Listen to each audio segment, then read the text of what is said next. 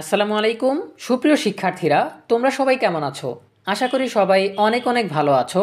তোমরা যারা 2026 সালের এসএসসি ও সমমান পরীক্ষায় অংশগ্রহণ করবে, তোমাদের বাংলাদেশ ও বিশ্ব পরিচয় বিষয়ের সংক্ষিপ্ত সিলেবাস এবং প্রশ্নের মানবন্টন নিয়ে আজকের ভিডিওতে আলোচনা করব।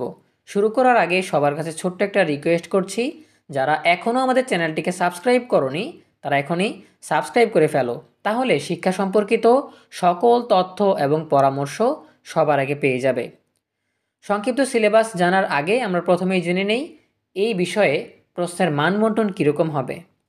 এখানে দেখতে পাচ্ছ এসএসসি ও সমমান পরীক্ষার বিষয়ভিত্তিক নম্বর বিভাজন 2026 সালের পরীক্ষা থেকে কার্যকর। এখানে আমরা যদি পরবর্তী পৃষ্ঠায় যাই, সেই ক্ষেত্রে দেখতে পাবো যে একটা কলামে অনেকগুলো বিষয়ের নাম আছে, অর্থাৎ অনেকগুলো বিষয়ের মানবন্টন একই রকম। এদের পূর্ণমান হচ্ছে 100 নম্বর।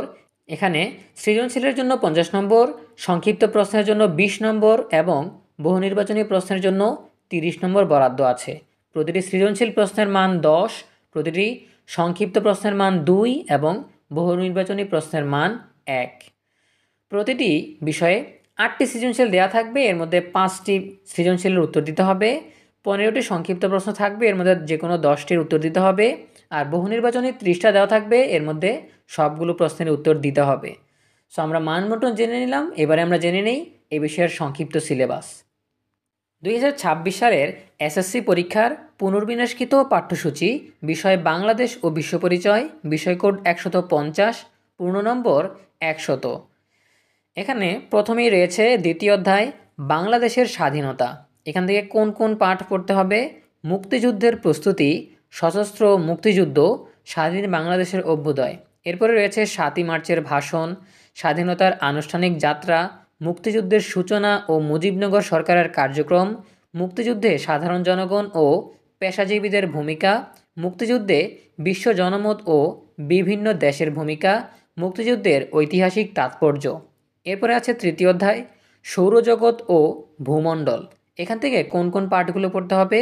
সৌরজগৎ, পৃথিবীতে জীব বসবাসের কারণ, ভূ অভ্যন্তরীণ গঠন, বিশ্বের বিভিন্ন স্থানের সময় নির্ণয় পদ্ধতি, অক্ষ, অক্ষরেখা, নিরক্ষরেখা, দ্রাঘিমা রেখা, মূল মধ্যরেখা, স্থানীয় সময় ও প্রমাণ সময়, আন্তর্জাতিক তারিখ রেখা, সময় নির্ধারণের ক্ষেত্রে কাল্পনিক রেখার ভূমিকা, পৃথিবীর গতি, দিবারাত্রির হ্রাস বৃদ্ধির কারণ, ঋতু পরিবর্তন, ঋতু পরিবর্তনের কারণ, জোয়ার ভাটা, জোয়ার ভাটার ধারণা, কারণ ও শ্রেণীবিভাগ, পৃথিবীর উপর জোয়ার ভাটার প্রভাব।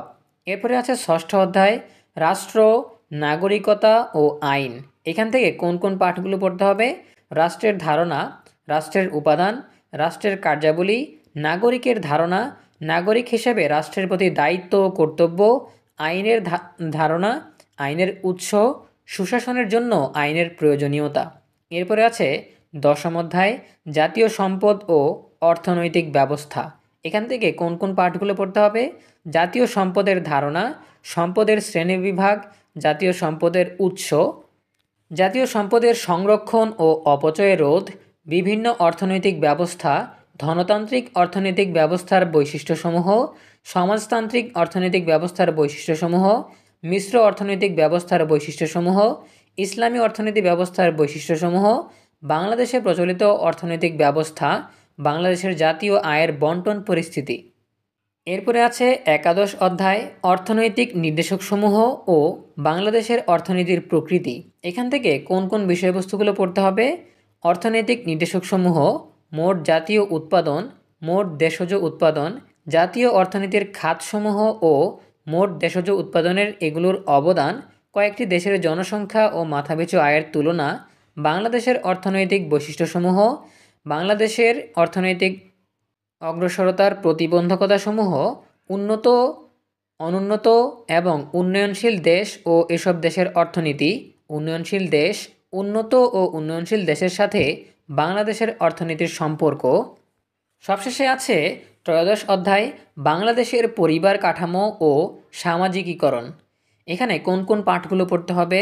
বাংলাদেশের পরিবার কাঠামো, পরিবারের প্রকারভেদ, পরিবারের সাধারণ কার্যাবলী, বাংলাদেশে গ্রাম ও শহরের পরিবারের ভূমিকা, সামাজিকীকরণ প্রক্রিয়া, সামাজিকীকরণের উপাদান, সামাজিকীকরণ প্রক্রিয়ায় বিভিন্ন প্রতিষ্ঠানের ভূমিকা, বাংলাদেশের গ্রাম ও শহর সমাজে সামাজিকীকরণ প্রক্রিয়া, গ্রাম ও শহর সমাজে ব্যক্তির সামাজিকীকরণ সাদৃশ্য ও বৈসাদৃশ্য।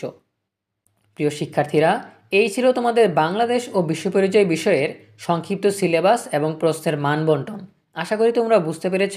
দেখা হবে পরবর্তী বিষয়ের সংক্ষিপ্ত সিলেবাস এবং প্রশ্নের ধরন নিয়ে। ভালো থাকো সবাই। ধন্যবাদ সবাইকে।